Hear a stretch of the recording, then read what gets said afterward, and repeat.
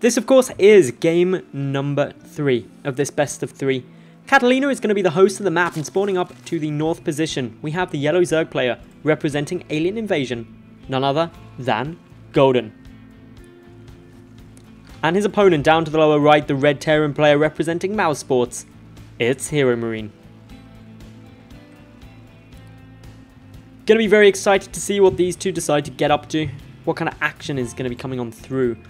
For the most part, standard openings. Second Overlord coming on now for Golden, so he's not going to be trying to go for any kind of 9-pull. HeroMarine not opting for any crazy stuff in the way of going for proxy 2 Raxes or something.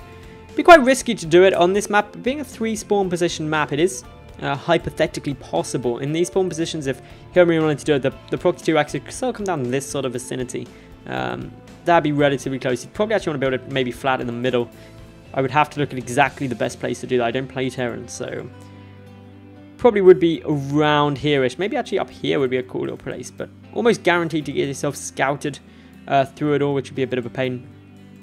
Anyway, the Overlord just coming to check in the center, so clearly a little bit concerned over everything coming through. Otherwise, drones just gonna go and take that natural base. HeroMarine is going up for the 1 Rax, 1 gas style play, so exactly as we would expect out of him. Been opening a pretty consistent way both times, both players, so I'm not really worried about that. I like the consistency of it, especially in this sort of series.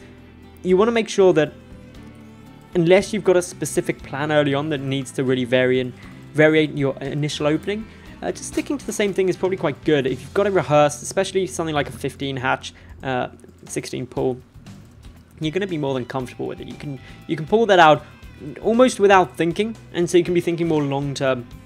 For HeroMarine as well, the Reaper opening is really solid for him because he does have pretty solid micro overall. Think back to game number 1, he got 5 kills with his 2 Reapers, so that's really good for him. As long as he utilizes that, it'll be solid. Golden as well, he's shown that he's happy to get very aggressive in game number 2, constantly pushing in with Lings, constantly trying to harass with a couple of Banelings and then the Mutalisks. And that kind of high micro style is one way that sort of top tier players try and not bully out, but try and get solid advantages over just very good players. You'll see it often from both of these two, actually, maybe against some of the people who are less experienced in the brackets, just going for that very drop heavy, micro heavy style, just saying, do you know what, I can keep up my macro and I can keep up all my multitasking really well. Can you? The interesting thing is both of these two can manage to do that, so it leads to a bit of an interesting situation. A drone does get taken down, trying to become a Spore Crawler, but is actually blocked by the Reaper, so a good little bit of micro coming down there from HeroMarine. Behind this, HeroMarine does have his natural base coming up, so he's expanding right on cue. Going up to 3 Reapers, so this is a small variation. Clearly, slightly concerned that that one may have died. Regardless though, going up to 3 Reapers means that you can kill drones in 2 volleys. That's always going to be really helpful. It means you can just come in as a little hit squad a bit quicker. It does delay the time that you're going to get the Hellions out. But the Hellion follow-up is also going to be a bit stronger because you do have those 3 Reapers, as I mentioned. So this is a nice, subtle variation coming down from HeroMarine. And it's up to Golden really to identify this. The 3rd Reaper is going to come across. Sometimes you do see that stay back at home to try and come with the element of surprise. And the reason for that is quite often you'll see Terran players go very aggressive with the first 2. And if they lose 1, then back out. And if they've hidden the 3rd, the Zerg is going to sit back and go, oh, I'm safe now. That 2 Reaper 4 Hellion push isn't actually going to come at me. But then it does, and then you kind of sat there and you're like, oh, this is a pain. Didn't really want that. Anyway, still waiting to see how much damage can be done by these Reapers. So far they've killed 2 drones. The Queen is actually getting quite low, as well as the Lings just getting poked and prodded away. Of course, the Reapers heal up quickly. The Zerg units do not. So that's going to add a bit of a delay as this poking continues. It's going to be a very harassment-heavy style coming out, actually, from HeroMarine, who does add in a tech lab and the starboard, all of which is scouted by the Overlord. So is it going to really be seen, going to be able to be reacted to? The big thing is whether or not from this tech lab we see any cloak. Game number 1, we did see that, although it wasn't even actually needed because Golden went for that 2.5 hatchery Baneling bust, which didn't do enough damage. This game, a 3rd hatch is going to be on the way. This is a little bit later than Golden got it in game number 2. In game 2, Golden got this down at about 6 minutes-ish. It was just after the 6-minute mark, if I recall. So he did get it a lot earlier. He's certainly looking to try and get some more damage in, but all in all, this is a very normal position to be in. It's very harassment heavy, as I mentioned, from HeroMarine, so going to be looking for a bit of that damage. The Overlord getting forced away. Don't know if it saw the fact that the tech lab started researching. Okay, it must have done. Sees all the glowing particle effects as it just started up. That's probably the most obvious fact the cloak is researching ever. So it has been seen. This is going to force a couple of spore crawlers. You need those down just for the detection. You can try and go up into the Overseers first. There isn't enough time to do it from Golden's position. But it means the Queens are going to stay back. And if that's met simultaneously with some poking around the third base with the Reapers and Hellions, you're not going to have enough Queens about in both positions to defend it all off. Especially if you neglect getting out any Roaches, which is something that Golden actually has done every game. Not necessarily bad skipping on the Roaches, of course. It does mean that you obviously save some gas, you save a lot of supply, they're very supply intensive, but it does mean that your micro with the Lings has to be a lot better. You need to make sure you can get surrounds on the Hellions and the Reapers consistently, otherwise you are going to get into a tad of trouble when they start prodding at you if you don't have some tankier units that counter them nicely. First little bit of prodding and damage coming through here towards the third base. The Banshee staying with the Hellions and Reapers. The Queens, of course, therefore going to have to prioritize the ground or the air. Couple more shots coming through, back and forth, a little dance. Trying to maximize shots out, minimizing shots in. Still, nice amount of damage. Hellbat's morphing through. Okay, this is a very, very strong push now. I didn't actually see the armory coming down, but this is suddenly incredibly problematic. The Hellbats can dish out a heck of a lot of damage, and while there is an Overseer here, able to detect that cloaked Banshee, the Hellbats alone have done a lot. Not many drones have been killed, but that's not necessarily a problem. Queen and Overseer coming back to try and deal with this Banshee, but only one Queen there at the moment, so not really the biggest threat to a Banshee. A Banshee will be able to rack up a couple of kills, only getting 3 in total, but the Hellbats coming back in towards this third base. They're going to discover that there's 3 Queens there, though, and they may be less happy to see those than they were the Lings. Damage coming through nicely. Behind this, more Banshees still coming out, third one in production, so HeroMarine really happy to consistently invest in getting more and more of these down. A Spore is currently in position at the main base. A couple of Hellions coming through. They're racking up a couple more worker kills. HeroMarine really just being as aggressive as possible in a harassment sense. He's not trying to end the game out, and Colin's even identified this as his Roach finishes up. He's just like, you know what, he's going to be going hardball. He's trying to just keep me right up against the ropes, so I'm just going to get some Roaches out, buy myself a bit more time, make sure I'm in a definitely safe position so I don't flat out lose to this. So, another Banshee coming in, just going for a little bit of damage, but actually gets taken down thanks to the Overseer coming in. In total, there's been 26 workers killed, though. That is a very nice worker kill count. Second Banshee gets taken out. That was a bit of a misstep there. It was only from the Spore and the Queen that was able to get that, so ideally HeroMarine would have liked to have avoided it. A lot of drones coming through, as well as a couple of Roaches and another Overseer across the map to get some scouting. HeroMarine, though, no sign of a third. He's going for a much more heavy composition in terms of Thors. The triple factory. It's basically a mech style play now. Of course, that's something that will be easily identified by how many Banshee are being produced, with the third now coming through. Generally, you only see that when you are going up against a mech style play. The Roaches are going to be good with that. The Spire, of course, not going to be that great. There are times when Mutalisks are fantastic against mech, and that's if your opponent is overly investing in tanks to deal with the Roaches. But Thors coming out, that means that Mutas aren't going to be much of a help. And of course, what you really need is a lot of tanks out to deal with the Roaches, because the Roaches are going to shred through the Thors very, very quickly. So could just be a nice little composition game. First Thors coming out are going to help against these initial Mutalisks. From the back of this, though, we do have more siege tank production, so that's going to really be there, maximizing the chances up against the Roaches. Certainly settling in what could be a bit of a longer game. Wouldn't be at all surprised to see a Swarm Host style play coming down from Golden. Generally regarded as a very strong way to approach up against a meching Terran.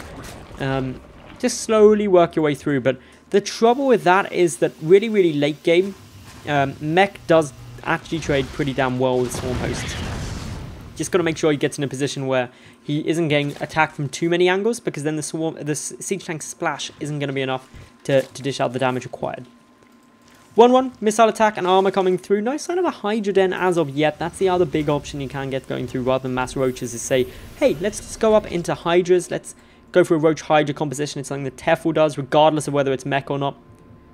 Golden, though, he's just looking to get a 5th base down. He's adding in the +1 flyer attack, so certainly hoping to commit further to these Mutas if he doesn't see too many more additional Thors. Missile turrets alone, though, being rather irritating. A couple of Thor shots coming through will kill a Mutalisk, which is a nice little bit of damage overall. 100 minerals, 100 Vespian taken down there, so not an insignificant amount, especially when we look at Golden. He's only on these 3 bases for the time being.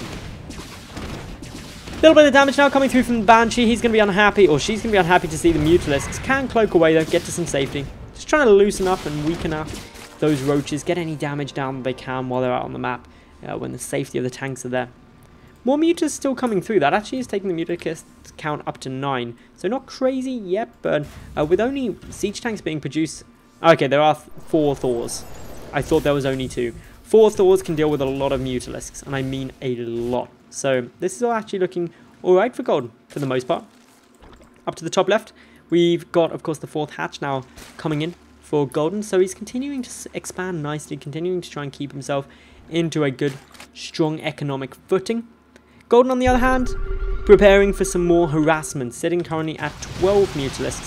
4 more on the way is going to take him up to 16. Getting to a quite reasonable Mutalisk flock. It's just going to be the Thors that are scary to him. There's also 7 missile turrets, which isn't an insignificant number. So those missile turrets suddenly going to be trying to prevent too much harassment coming through, as is the sensor tower. That's actually a really good addition when you know there's Mutalisks out, because it just gives you that advanced notice of any attempt to pod and poke and try and harass your mineral lines. So at the moment we do have more of a mech force actually getting produced here. Still nothing extravagant. 180 supply for HeroMarine is quite scary, but it's really that maxed out point that you're going to get a little bit terrified. What's also interesting is it's not pure mech. Just a couple of tanks, a couple of Thors, a couple of Hellbats. The Marines are still there, and the upgrades are actually coming a lot in the bio side. This is a very interesting spot to be in. That bio upgrade is definitely something you don't frequently see, especially when you're getting so many Hellbats and Thors out. But still, the move forward. The vehicle attack is a +2. So a nice little upgrade lead there. A couple of shots coming in now from these mutas. They're able to deal out good damage against the missile turrets, but there are, however, 3 grouped up in close succession. That may be a bit harder to take down. It's going to take a couple of volleys from the mutas, a couple of which are dying.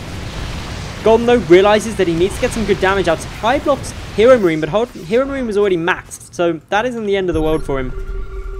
Pushing on up, clearing out some creep with this mech-based army. It's kind of a bio-mech force. It's a very mixed bundle of units. The Banelings Roach is getting ready to start going through. The Banelings are getting some nice detonations in total, but most of the Marines are able to stay alive. A couple of shots actually from the south, dealing a lot more damage out. HeroMarine down to 164 supply to 155 of Golden. Army supply, though, is going to be favouring HeroMarine because he's got a few less workers out in the field.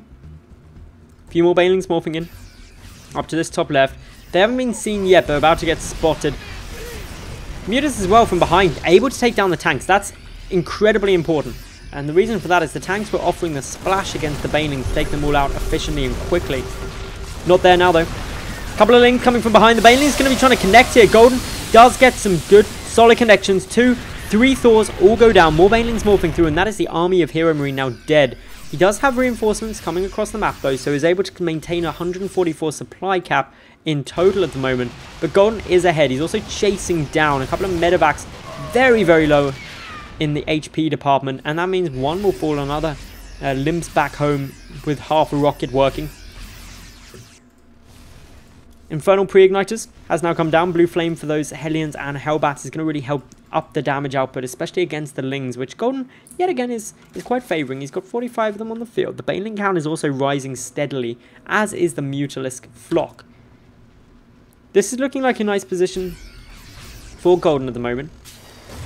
HeroMarine is, of course, now landing up. One of those nice little command centers going to be trying to go for his 4th ASAP. Golden morphing in a couple more Banelings, also looking to harass with these mutas. Bear in mind there's a good number of Marines and the Thor. The Mutalisks aren't going to have the greatest time trying to engage into that position, so they just back away. May come back later, may look to make a return visit, especially now that all those nasty Thors and Marines have disappeared. The mutas would have a bit of a free party in there. HeroMarine realizing perhaps he moved out a little bit quickly before any missile turrets were up, retreating away yet again. But this is getting distracted by a massive movement of Banelings and Lings towards the 3rd base of HeroMarine. taking significant losses. HeroMarine down to just 44 SCVs. He's lost 30 now, pretty much leveling out that count in total. And Golden is going to be happy with that trade. He's up now massively in terms of the SCV count, or up in the drone count compared to the SCVs, 76 to 44, and continually pressuring in. A couple of Thors are here, getting a few shots off, but against Lings, Thors obviously aren't the greatest use. They are quite good at tanking up Baneling hits though, and that's predominantly what HeroMarine is trying to use them for, and also trying to focus on to those mutas where, hey, the splash damage against air is going to be invaluable. A few more Lings also coming on in. May try this bottom left-hand base, see if they can find an avenue for attack. Potentially the natural. Supply Depot was down. A couple of Thors dealing with these Lings along with the Marines, but with so many Marines situated in good positions throughout the map, it's going to be nigh on impossible for Golden just to get some sneaky damage down with a handful of Lings. Still waiting to see where Golden goes with this, adding in a couple more Banelings right now, and he's actually going up to a very high Baneling count. That is 36 on the field with 8 more in production. That's a really high count. He's looking to get a nice round with those Banelings, just annihilate this army as quickly as possible. The mutas coming through, they're counter-attacking to this third, where there isn't any sign of a missile turret. Banelings still rolling on in, there's more ready and waiting. Still 38 of them there. No sign of any tanks in total, there are no tanks on the field. Here they come. The damage is potentially going to be very, very good here. The Thors not getting distracting to the Banelings. The Banelings keep rolling through. They do connect with a lot of these Marines. The mutas now coming in from behind. If they magic box, of course they will still deal relatively well with Thors, but with 4 of them there, the magic boxing needs to be very, very strong. Additional Lings also coming through, 53 of them, plus Pathogen Glands is about to finish up, so Infest the Tech going to be showing its face here in the ace game of this best of 3. HeroMarine looking to clear out more creepies. Currently down by 14 supply, but up in the army supply as well as the upgrades, so certainly is in an okay spot at the moment, but in come the Lings, in come the Mutalisks. They're going to be trying to go up against those Thors. The Thors shooting against the Mutas as the moment. The Mutas, on the other hand, trying to engage up upon these Marines, but HeroMarine just got too many. GG is called, and he takes game number 3 to take the series 2-1.